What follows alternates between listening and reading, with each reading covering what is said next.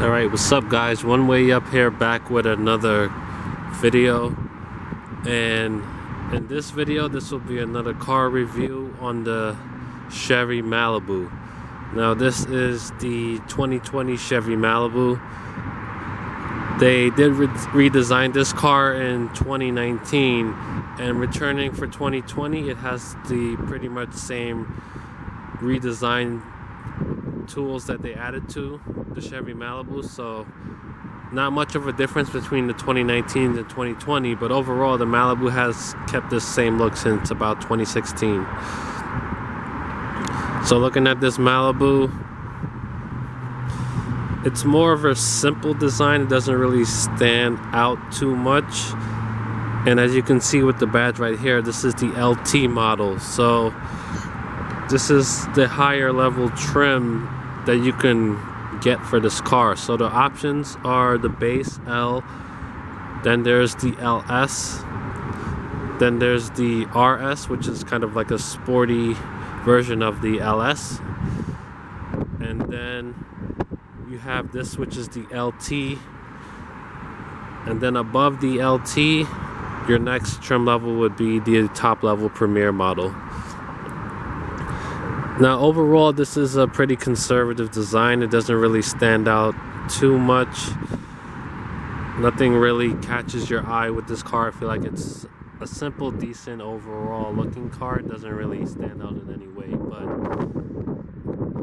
personally I would say it's decent. But for me, I would rather go with other options in this segment because I feel like they do stand out a little bit more and look better. But one thing that they did improve with this car over the previous refresh is this much bigger grille that you can see right here. It looks a lot better than it did before. Other than that, there aren't really anything else that really catches your eye with this exterior. These are the basic rims that the car comes with. Now another good thing about the LT model is that you do get remote start, which is good, and it's also keyless as well, so you could just press the button to lock and unlock the car. Now this is a black on black interior, so you can see. You guys a quick look at that. Now I'm going to step inside the car, closing the door. The screen lights up with the Chevy bow tie, and your push button start would be right here. Has a nice chime to it when it starts up. But overall, as far as like the interior, let me turn this down, it doesn't really stand out. There's nothing that really catches your eye, but it's a simple layout. So, and the way they have this interior laid out, they do have a big gap here, so it gives you the feeling that the interior is very open out and spacious, which you do get that feeling. And the kind of dash is recessed a little bit, so you do feel like you have a lot more space in here. And I do like how the seats go pretty far back, so if you're tall, you shouldn't really have any problems fitting into this car in the driver's seat. So I'm gonna just pop the hood real quick and then just give you some quick information about the engine, what this vehicle is powered by.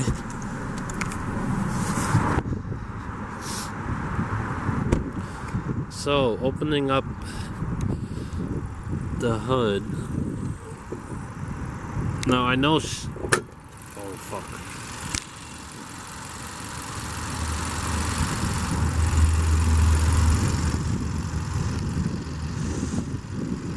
So I know Chevys, they are powered by smaller turbocharged engines, like in the Equinox, the Cruise, and in this Chevy Malibu. So this Chevy Malibu is powered by a 1.5 liter, 160 horsepower 4-cylinder engine.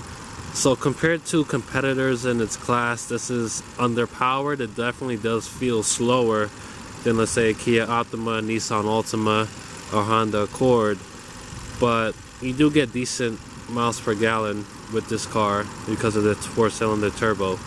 but I feel like with this kind of power attached to a CVT transmission, it makes the car feel slow compared to its competitors, which I do wish they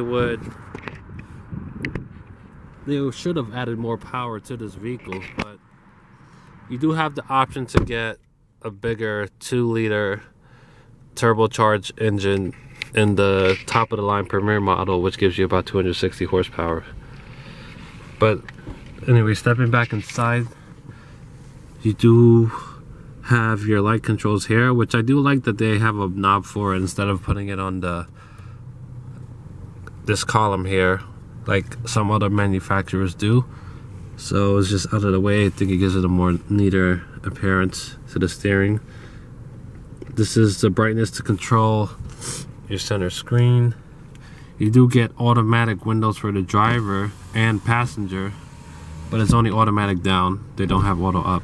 Actually, it's auto down for all 4 windows, but manually has to be winded up. These are cruise controls, your basic arrows to control the screen.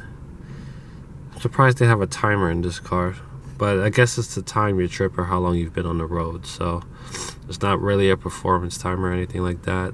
Fuel economy, your basic units and information that you want. Now moving over to the center climate controls, one thing that they did add over the previous model year was they added a remote start, off, and on button right here, which is easier to control, and your hazards are there as well.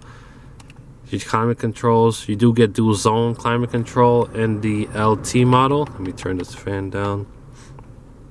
You also get heated seats, which is nice for the driver and passenger, and you do get a nice big screen on the LT model now. I do like that they made it bigger than in the previous 2018 model years.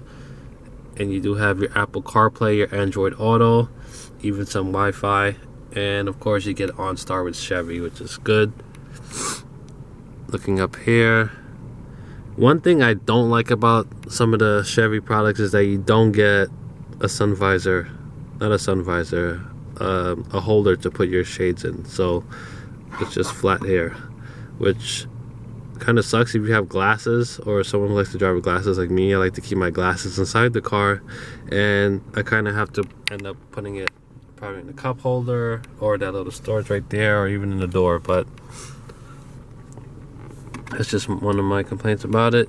Moving down here, you do have a manual, not a manual mode, but a gear mode for when you have the car in L mode. So you have park, reverse, neutral, drive, and L for low gears. I'm not sure if you can see the shifting modes because of the glare, but there's no sport mode or anything for this car, which is fine. I don't think this should be a sporty car because it's not a sporty car. It doesn't handle like a sports car. It's not meant to be a sports car. So I'm glad that they didn't put a sport mode in it. They're not trying to be something that it's not. And you do get cloth seats in this one. Sure, in the Premier you could get leather. This is I guess it's a decent armrest. I mean, it doesn't really feel that soft. It feels like it's hard plastic wrapped in leather, so it's kind of flat, so it doesn't really feel soft when you poke into it. And overall, like the interior, the materials of this car is pretty much hard plastic for the most part, which is something that I'm very disappointed in. Your other competitors, you can get more soft materials. Like for the door, this is hard plastic. For most cars, this is going to be some sort of soft touch material, and here you do get like a cloth lining, but other than that, I mean, everything else is hard plastic, and this cloth doesn't even feel that soft. So overall, as far as like the interior qualities of this car, it is more subpar compared to its competitors. But one advantage to the Chevy Malibu is that it starts off at a lower MSRP than its competitors, so you will be saving money if you were to get one of these vehicles. Alright, so as far as driving the Chevy Malibu, nothing really sticks out about this car. Nothing really feels special, like I said. I mean, it pretty much feels average in all aspects, so nothing really special. The ride quality, it's okay in my opinion. It doesn't really feel as soft as other cars like the Altima or the Kia Optima. Those have a much softer and better feeling ride, but I feel like it's okay. I mean, considering the price point that this car starts at, it is cheaper than those, so it does have those other options beat in that aspect. But overall, I mean, the steering, it's okay. It doesn't really feel special. You don't really feel that connected to the road, but like I said, it's not really meant to be a sports car like a Mustang 5.0 right there, but it does also lack on power. It's only 160 horsepower and is mated to a CVT transmission, which also makes the car feel slower, because even the Nissan Altima has a CVT transmission as well, but you're getting about 180 82 plus horsepower in a car like that. So also with the, let's say like a Honda Accord, you do get over 20 more horsepower. So this car doesn't really stand out too much when it comes to driving, but I mean, it's a decent car for the price that you're getting for it. It'll get the job done for you if that's what you're into. So overall, how I feel about the Chevy Malibu, it's not really special. Nothing really sticks out about this car. It's just overall a decent car. But if you are looking for a mid-size sedan, I do feel like there are better options out there that you can go with. But if you're a Chevy fan, then this will be a decent car for you. As far as the way it drives, it doesn't drive as soft as other cars in this segment. Well, that's because, like I said, it doesn't really do anything special. But thank you guys for watching this review. Hope you liked it. I have more videos coming, so you can always like, comment, and subscribe. And thank you guys for watching. I'll see you in the next one.